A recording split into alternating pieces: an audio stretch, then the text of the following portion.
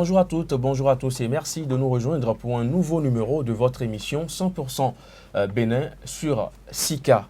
Ils sont opposés à la révision de la Constitution, les composantes du Front pour le sursaut patriotique, puisque ces deux qu'il est question n'ont pas hésité à passer une nuit à la Belle Étoile devant le siège de l'Assemblée nationale pour contraindre les députés à faire obstacle au projet de révision de la Constitution qui leur a été transmis. Dans la foulée, l'étude en procédure d'urgence réclamée par le gouvernement du président Patrice Talon sera rejetée à l'unanimité des élus présents à l'hémicycle.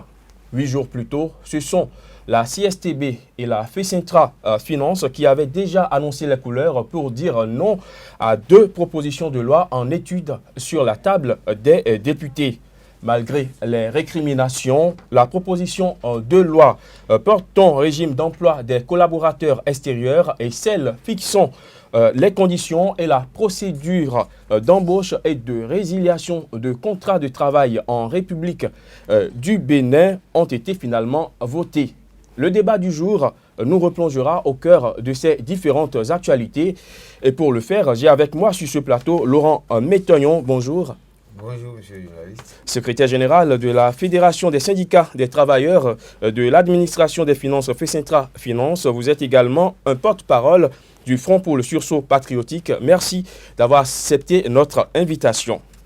On fera également le débat avec vous, Paul Esseiko. Bonjour. Bonjour, monsieur le journaliste. Syndicaliste qu'on ne présente plus, vous êtes le secrétaire général de la Confédération syndicale des travailleurs du Bénin CSTB, une composante du Front pour le sursaut patriotique. Merci d'être avec nous. Merci.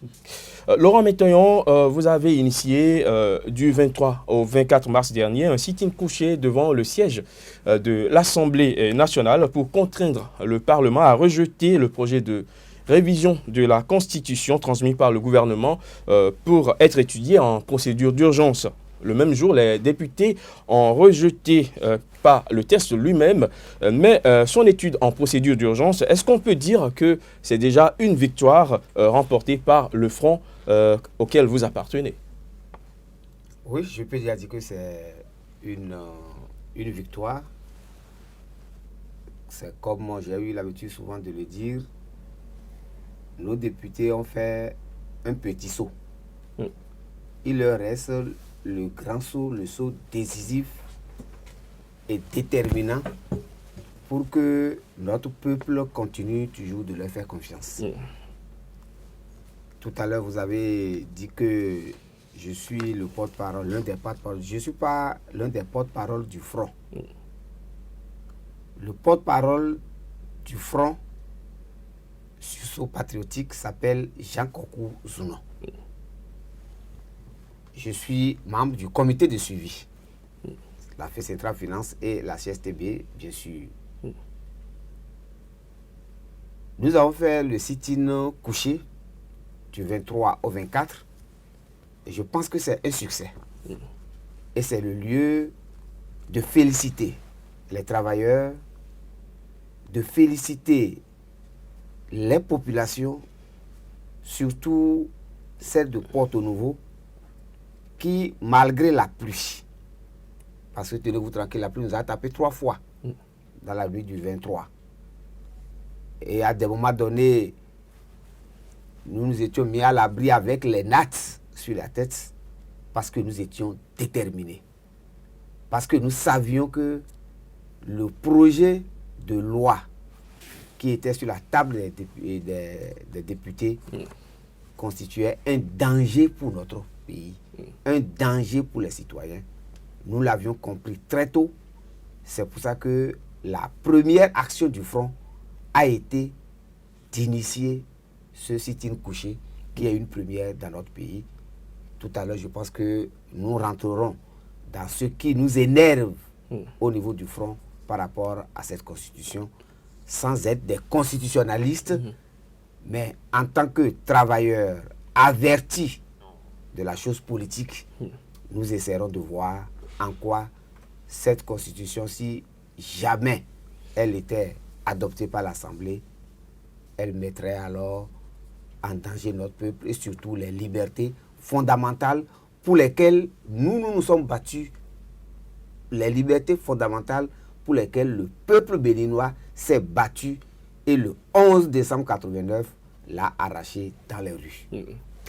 Paul Essaïko, le rassemblement du 23 au 24 mars dernier sur l'esplanade de l'Assemblée nationale à Porto Novo pour contraindre le Parlement à rejeter le projet de révision de la Constitution dénote quand même d'une certaine rupture de confiance entre le peuple et l'institution parlementaire. Qu'est-ce qui justifie quand même cette méfiance vis-à-vis des députés pourtant mandatés par le peuple lui-même?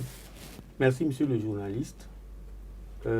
La Confédération syndicale des travailleurs du Bénin, la CSTB et la FECENTRA Finance n'agissent pas comme elles veulent. Nous avons une ligne, une pratique qui consiste à se lier au désir des travailleurs et de nos peuples, à leurs besoins, et qui nous amène justement à conformer notre façon de lutter, nos formes de lutte à la situation pour aider le peuple à faire des bonds en avant. Et lorsque la situation s'est présentée et que nous devons pouvoir nous inscrire dans le front du sursaut patriotique, on n'a pas hésité. Alors, membres du comité de suivi, les analyses qui ont été faites ont prouvé qu'il ne fallait plus continuer de rester en chambre et de faire des conférences. Il s'agissait maintenant de lutter et d'être pratique et d'être collé aux travailleurs et au peuple. Là-dessus, comme le camarade l'a fait tout à l'heure, il faut féliciter les populations de Porto Novo qui sont sorties massivement, mais qui sont restés avec nous pendant les pluies, au moment où les plus difficiles. Donc, faire un sit-in jusqu'à 23h, minuit, et continuer jusqu'à 6h du matin, il faut le faire. Et donc, le peuple a constaté que, vraiment, le moment était arrivé où il faut se souder à nous pour continuer de dire, parce que depuis un an, monsieur le journaliste, nous avons toujours dit que Patrice Talon ne fait pas la rupture. Et nous, on pensait qu'il allait marquer une rupture avec ce que faisait Yahi Boni. Mais non seulement qu'il n'a pas marqué la rupture, mais il est allé très loin et plus loin. Et donc, en compétiteur né, comme il le dit, en malin, il voulait s'abriter derrière les députés pour leur faire voter des lois scélérates. Nous avons très tôt compris et nous sommes allés à l'Assemblée d'abord pour faire un sit-in diurne. On a fait un sit-in diurne. Malgré cela, les députés ont voté ces lois-là. Ces lois assassines contre le peuple. Et les travailleurs ont vécu ça dans leur chair et avec une douleur sans pareil, à nul autre pareil. Et donc, nous nous sommes dit, bon, dans ces conditions, il faut élever un peu le cran, il faut monter de cran, et nous avons fait ça. Et il semble que ça, quand même, doit faire des émules, puisque aujourd'hui, vous pouvez voir les travailleurs du ministère de l'enseignement secondaire, d'hier à aujourd'hui, ont aussi fait un sit-in couché par rapport à leurs revendications qui durent et qui perdurent. Où on ne peut même pas, on peut dire même qu'on doit pouvoir satisfaire. Le ministre avait déjà donné son point de vue et son OK, et puis on est revenu encore en arrière. Il souffre. Et partout où on souffre, il faut se lever.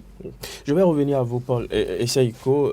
Laurent Métoyon, le front auquel vous appartenez, exige le rejet pur et simple par les députés de ce projet de révision de la Constitution. Que reprochez-vous concrètement à ce projet de révision transmis par le gouvernement au Parlement?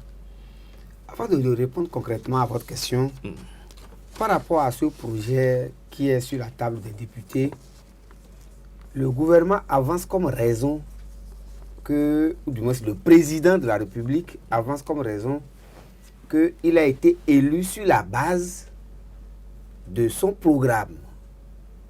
C'est-à-dire qu'il avait déjà parlé des réformes institutionnelles, des réformes politiques, et qu'il ne voit pas certainement pourquoi on s'étonne aujourd'hui qu'il puisse faire accomplir son désir. Là, je pense que c'est mépriser tout un peuple. C'est se moquer de notre peuple dans la mesure où, lorsqu'il faisait sa campagne, si jamais il avait dit, dans mes réformes politiques, je vais raser Cotonou, je ne pense pas que les vendeuses et les vendeurs de notre pays allaient lui accorder son suffrage. Si jamais il avait dit, travailleurs, vous êtes incompétents, moi, je vais faire venir des collaborateurs extérieurs, je ne pense pas que les travailleurs lui accorderaient leur suffrage.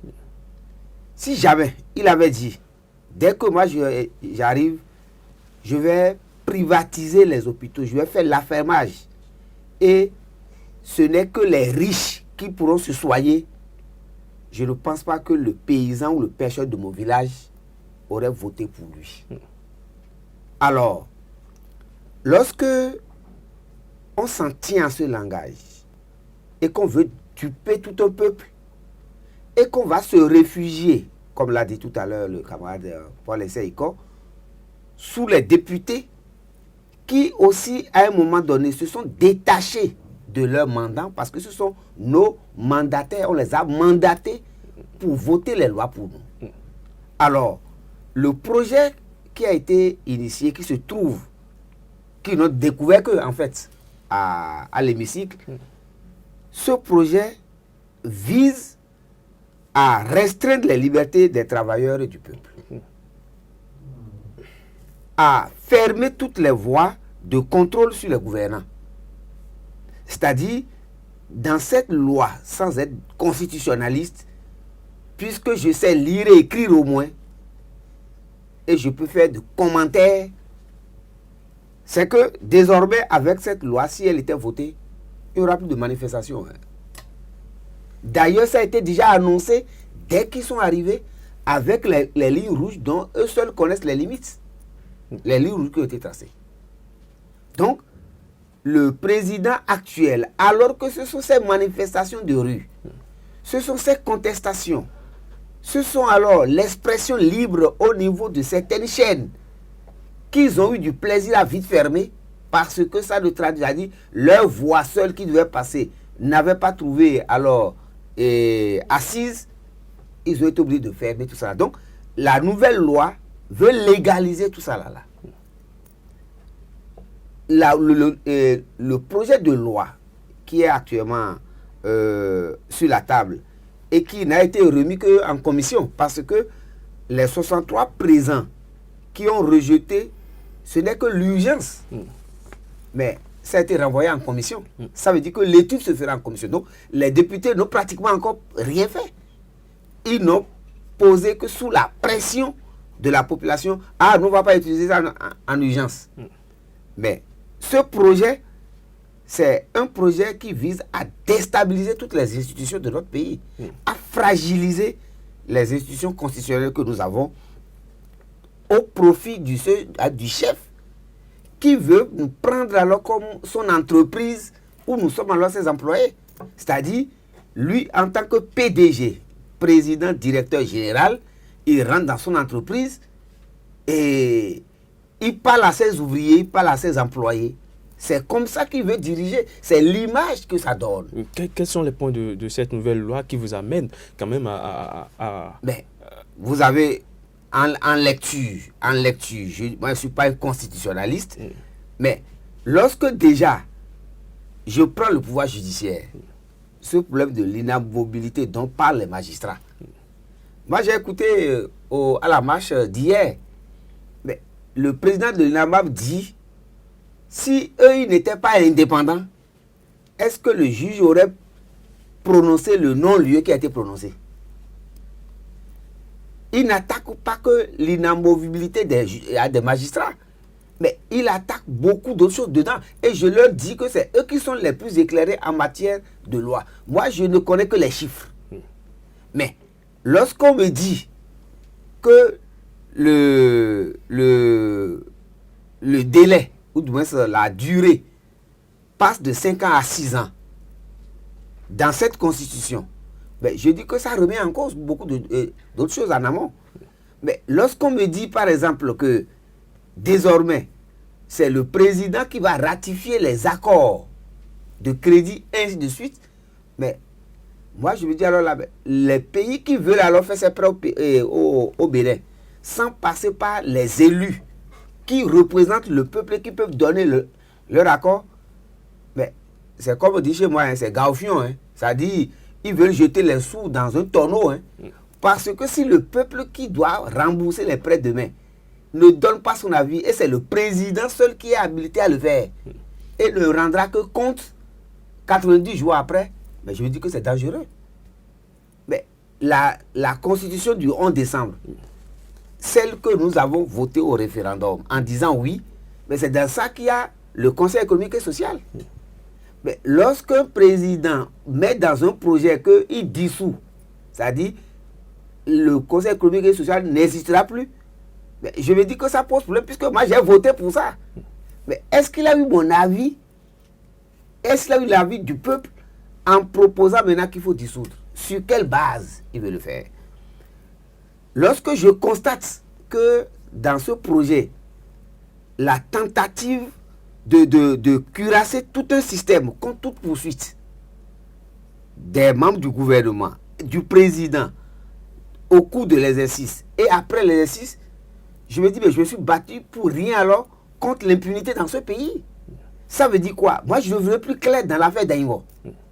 Encore que le ministre de la Justice, qui était l'avocat, notre avocat de la partie civile, nous avait dit que tout partait de la présidence et retournait à la présidence. Mais maintenant qu'il est la présidence, qui connaît tous les bureaux de la présidence là, mais je veux quand même qu'on me dise ce qui s'est passé. Mais si on me dit que c'est l'impunité qui doit être consacrée dans ce projet, je me dis qu'il y a un problème. Et lorsque j'écoute les constitutionnalistes, les hauts constitutionnalistes, et là, le professeur Philippe Moujoumé, qui est l'un des constitutionnalistes les plus émérites de ce pays, donnera un peu de près tout à l'heure, mais lorsqu'il affirme que c'est une nouvelle république, que c'est une nouvelle constitution qui est écrite, moi qui ne peux que les écouter, parce que c'est des gens qu'on a vu se battre dans ce pays et qui ont une certaine éthique venant de Philippe Moujoumé, que c'est une nouvelle constitution. Je lui dis alors que c'est un coup d'État que le président est en train de faire à notre peuple. Alors, cette constitution, ce nouveau test de projet de révision de la constitution a quand même des points positifs aussi. Il n'y a pas que des points sur lesquels vous notez des reculs. Vous savez, pour une bonne analyse, lorsqu'il y a 2 ou 3 points qui sont dangereux, moi, je ne regarde plus les côtés positifs. Il ne peut plus avoir rien de positif dans ça lorsque on va restreindre mes libertés. Les libertés pour lesquelles le Parti communiste, les membres du Parti communiste se sont battus dans ce pays. Des gens sont morts. Mais si on doit restreindre ces libertés, si on doit encore, moi, m'interdire que vous m'offriez, par exemple, ce plateau pour m'exprimer, on peut me promettre même des milliards dans la Constitution. Moi, je ne trouverai plus ça comme positif.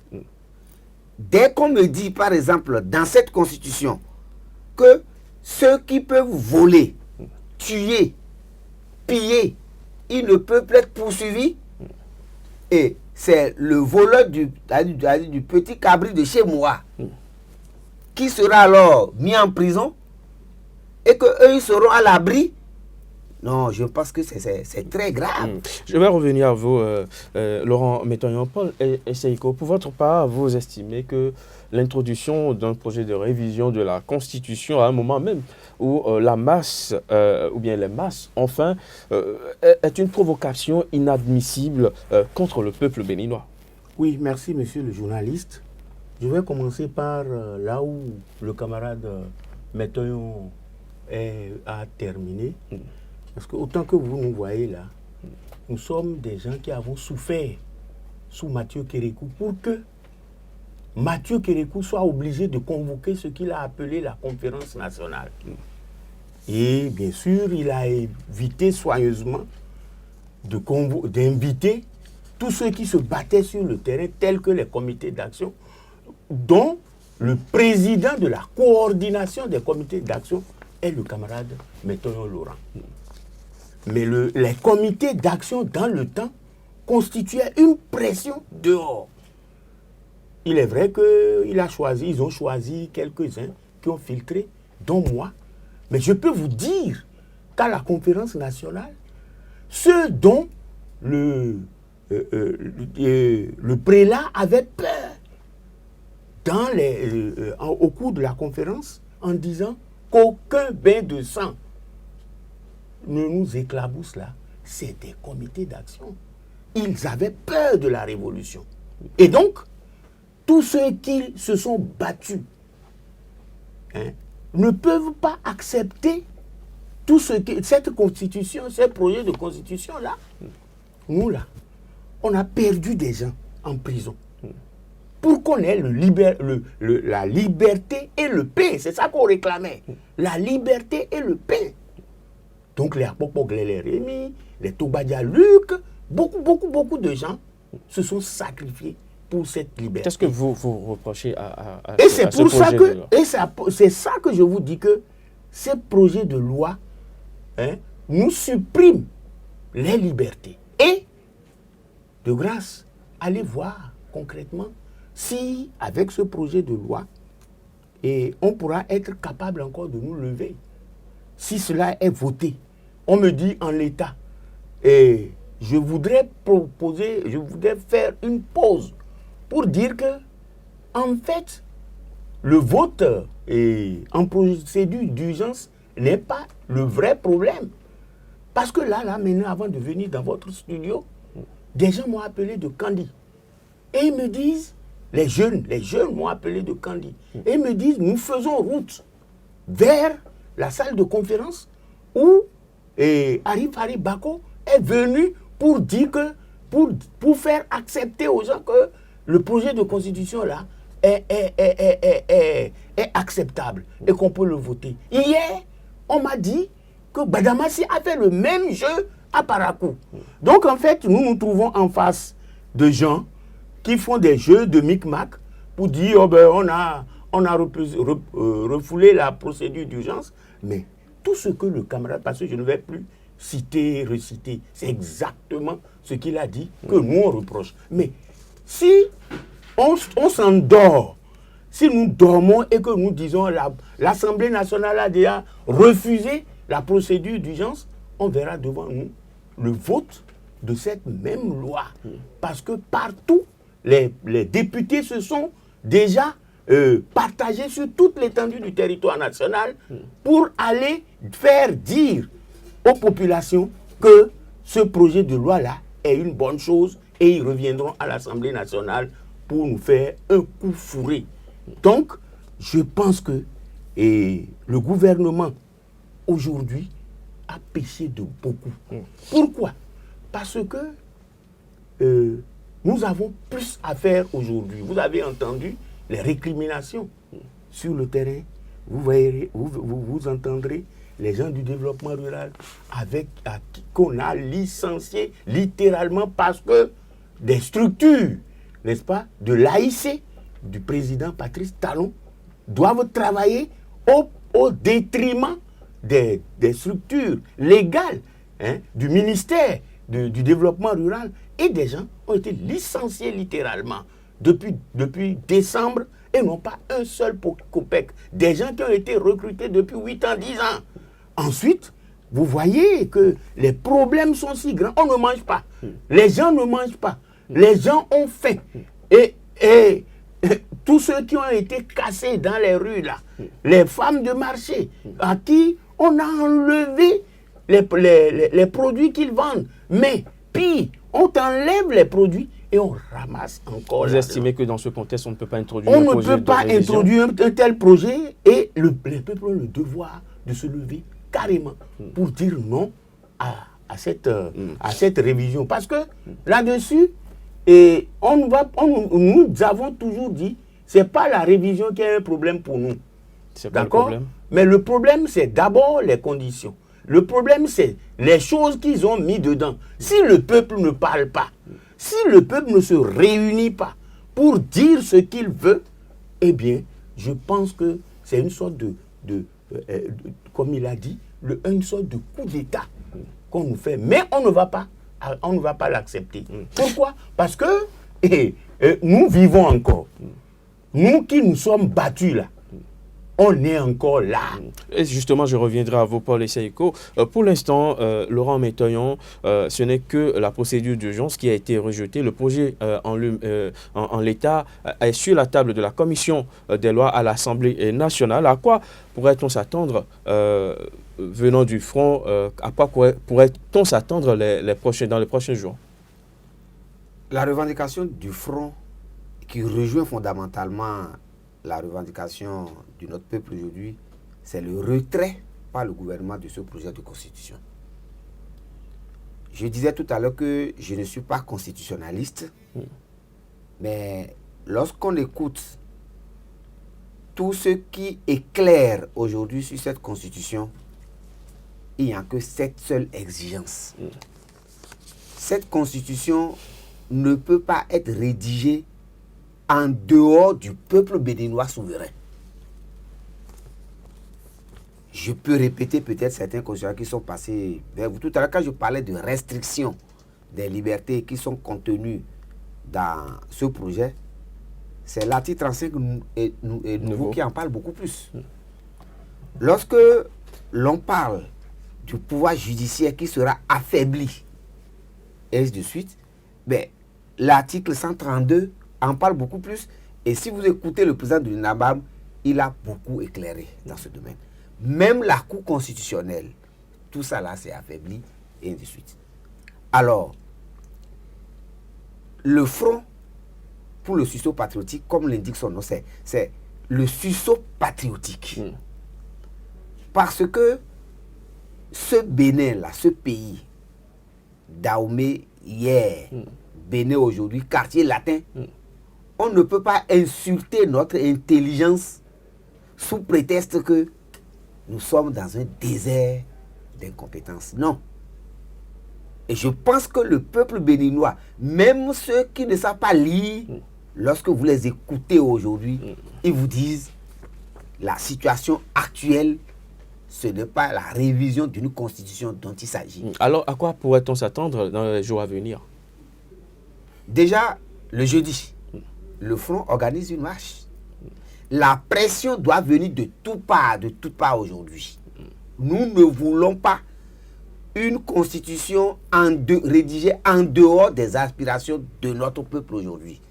Surtout une constitution au moment où on affable le peuple et pendant ce temps, soi-même, on s'accapare de tout ce qui appartient au peuple. C'est-à-dire, moi, je me serre. Je dis aux autres, serrez la ceinture. Et pendant ce temps, je prends les lois qui vont me protéger demain. On n'est pas bête au Bénin. Vous avez la preuve que les gens se servent actuellement. Lorsque le président de la République est arrivé, les premiers conseils de ministres, c'est qu'il a repris tout ce qu'il avait et qu'il pensait qu'on lui avait retiré. Sodeco, AIC, PVI revient le 1er avril prochain. Là. On est aujourd'hui le 28. Le 28. Le 28. Oui. Donc, bientôt, le PVI arrive. Or, tout le monde connaît le PVI. Le PVI, il y a eu, c'est ça qui a été la pomme de discorde. C'est-à-dire, c'est les milliards du PVI, du port, là, il a dit pendant la chose. Donc, et tout ceci vous fait penser que les gens se servent pendant que le peuple tout ça, là, me fait dire que le président, aujourd'hui, tous les conteneurs qui arrivent doivent aller sur son espace à Alada. C'est Atral qu'on appelle. Mais un conteneur décapoté, mais c'est au moins 50 000. Et voyez le nombre de conteneurs qui s'en va là-bas. Non content de ça, le domaine privé de l'État, où il y a des bâtiments pour le ministère des Affaires étrangères, lui-même, en tant que garant de tout ça, il a été acheteur. Donc, il est vendeur et acheteur. Laurent Métain, on va évoluer Donc, dans voilà. ce Donc, débat c'est pour juste aborder la vous dire- deuxième partie. C'est juste pour vous dire que le peuple a fait. Pendant ce temps, on accapare ses biens et on veut tailler une constitution pour protéger tout ça là, pour protéger l'impunité. Alors, une semaine avant le sit-in couché, vous étiez déjà devant le siège de l'Assemblée nationale pour un premier sitting. Et cette fois-ci, c'était pour protester contre deux propositions de loi en étude au Parlement. Il s'agit de la proposition de loi portant régime d'emploi des collaborateurs extérieurs et de la proposition de loi fixant les conditions et la procédure d'embauche et de résiliation de contrats de travail en République du Bénin. Paul Essayko, selon vous, ces lois visent la destruction pure et simple de la fonction publique. Mais comment vous l'expliquez? Merci beaucoup. Avant d'y aller, je voudrais préciser devant vos micros que n'écoutant pas le peuple, n'écoutant pas les travailleurs, Patrice Talon non seulement provoque, mais insulte les travailleurs et les peuples, le bas peuple, qui, harassé, en ayant marre des agissements de Yaïboni, s'est levé sans moyen pour dire c'est Patrice Talon que nous voulons. Or, aujourd'hui, toutes nos récriminations, tous nos cris, tous nos gémissements, Patrice Talon fait fi de cela. Nous là, nous sommes des représentants des travailleurs. On ne peut pas accepter que l'on mette à mal et qu'on mette dans la misère tous nos militants et tout le peuple et qu'on croise les bras. C'est pour cela que nous disons, ce n'est pas seulement deux projets de loi, hein. Ce n'est pas à cause de deux propositions de loi que nous sommes allés à l'Assemblée nationale. Il faut dire que la première proposition dont vous avez parlé, qui parle de collaborateurs et autres, nous fait dire, comme un ancien président, qu'aujourd'hui nous constatons que Patrice Talon était le plan B de l'impérialisme et de la France-Afrique. Finalement, le plan B, c'était partout, finalement, c'est ça, monsieur Paul? Oui, mais nous constatons. C'est-à-dire que ce que vous oubliez, il faut faire attention à l'impérialisme. L'impérialisme est comme les 1000 pattes. Ils ont plusieurs tours à leur... ils ont plusieurs bras. Hein? Ils ont plusieurs solutions. C'est à nous d'être vigilants et lorsque la situation arrive, opposer, n'est-ce pas, le plan et la lutte du peuple. Il faut dire attention. En quoi ces lois détruisent la fonction publique, Paul Essayko? Oui, collaborateurs extérieurs. Dans quel domaine? Dans les domaines où seul Patrice Talon est capable d'apprécier et de dire je veux des collaborateurs extérieurs. Et c'est lui seul qui peut décider de faire venir dans la fonction publique qui il veut. De quel pays les gens vont venir. Ensuite, je vais vous dire qu'il y a une proposition de loi qui est plus dangereuse. Okay. Celle qui permet à Patrice Talon de vous mettre, vous, sous écoute.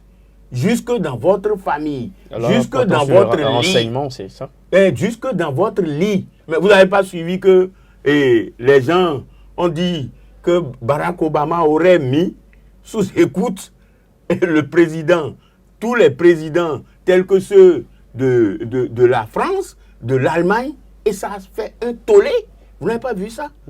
Les présidents. Mais nous là, petit-fils là, fils du bas peuple là, si on te voit en train de lutter et que tu deviens de plus en plus persistant dans tes luttes, mais le président te met à l'écoute et il peut t'arrêter.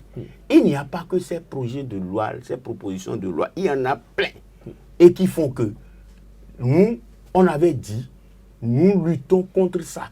Mais le plus grave, c'est que le président Patrice Talon, sans avoir mis ça sur la table, sans avoir dit voilà les propositions que je fais, c'est sous cap en catimini, et qu'il a envoyé ça à l'Assemblée nationale. Et même ceux-là qui La voulait proposition de loi, faire la ce sont les députés qui l'ont introduit. Mais lui-même, il a justifié ça. S'il n'était pas concerné, il a bien justifié. Mais même les députés n'ont pas eu le courage de venir en discuter avec les gens qui les ont élus. Et il faut dire que la démocratie révolutionnaire, que le front de sursaut pour le sursaut patriotique est un front solide. Et que nous avons la possibilité, que ce soit par le gouvernement, que ce soit par l'Assemblée nationale, d'avoir le plus rapidement possible. Et c'est ça qui fait, c'est ça qui pose les dirigeants et les organisations comme des gens qui peuvent avoir toutes les nouvelles et lutter. Donc, c'est en catimini, c'est-à-dire qu'on a caché donc ces propositions de loi. Et si on ne savait pas faire, on se serait réveillé tout simplement avec les propositions de loi votées. Alors, nous parlons de la proposition de loi portant régime d'emploi des collaborateurs extérieurs et la proposition de loi fixant les conditions et la procédure d'embauche et de résiliation de contrats de travail en République du Bénin. Laurent Métoyon, il s'agit de deux lois que vous avez combattues le 16 mars, si je ne me trompe, le jeudi 16 mars dernier, et toujours sur l'esplanade du Parlement. C'est exact. Effectivement, le 16 mars 2016 et 2017, nous étions sur l'esplanade pour combattre ces deux propositions de loi. Vous savez, après l'indépendance, notre pays avait besoin de ceux qu'on avait appelés des assistants techniques. Parce que dans certains domaines, au niveau de l'administration publique, on n'avait pas de compétences. Mais de 1960 à ce jour, je ne vois pas dans quel domaine l'État n'a pas formé des gens. Le problème qui se pose aujourd'hui dans notre administration publique, non seulement elle est politisée, mais ceux qui doivent exercer les tâches définies dans l'administration pour atteindre un développement harmonieux de notre pays, ceux-là ne sont pas placés à ces postes. Alors, lorsque on va se réfugier sous les députés pour proposer ces lois, parce que c'est vrai, vous l'avez dit tout à l'heure, les propositions de loi viennent des députés. Vous estimez que les députés n'ont pas la capacité de pondre ces lois, ces propositions de loi? C'est un fait aujourd'hui, et là, ce n'est plus caché. Les députés ont découvert ces propositions de loi lorsqu'ils étaient en un séminaire à Dassa. Puisque c'est des membres du gouvernement qui sont venus expliquer aux députés le contenu de ces propositions de loi. Et si vous vous souvenez, lorsque le président fait son premier voyage, parce que les présidents africains, quand ils sont élus par leur peuple, ils vont faire alors la génuflexion au président français, à la colonie. Donc, c'est au sorti, et je pense que tout le monde a écouté le président quand il est sorti, qu'il avait besoin des assistants techniques, qu'il avait besoin des Français, parce que son pays serait un désert d'incompétence. Vous avez vu en son temps tout le tollé que cela a suscité, et de suite. Donc, c'est dans cette même voie, pensant toujours de cette façon, que cette proposition de loi a été faite. La loi que j'appelle désormais, parce qu'elle a été votée par les députés à 70 voix, alors que nous étions le 16 là, à l'Assemblée nationale, un jeudi, le vendredi nuit, eux, ils ont voté. La loi que j'appelle désormais la loi Ordine à la Datin et la loi Yehotome Boniface. Parce que c'est eux, les deux qui ont proposé, qui ne sont pas de l'administration publique. Bien. Alors, cette loi, c'est que désormais, des gens extérieurs peuvent venir accomplir les tâches dévolues aux agents permanents de l'État ou aux agents contractuels de l'État. Et tenez-vous bien, mieux payés que ces derniers. Vous verrez des gens, même une société, parce qu'il y aura ce qu'ils ont appelé un contrat de collaboration et un contrat de placement. Placement, c'est-à-dire, on va créer une société et la société se chargera de recruter des gens pour l'administration. Vous voyez jusqu'où on veut nous amener. Ça là, c'est le tout privé. C'est le privé qui pense comme ça. Et le danger, c'est que le président même nous a dit que l'État ne gère pas bien. Seul le privé gère bien. Donc, c'est dans cette ligne, c'est-à-dire, c'est ça la philosophie. Le tout privé, où l'on pense que le capital humain qui existe et qu'on a tout fait, c'est ça qu'il faut utiliser. On ne projette pas dans l'avenir. Si dans tel domaine, je n'ai pas de compétences, ce qui est là, comment je peux l'utiliser et former pour l'avenir? On veut juste gouverner pour le moment où on est là.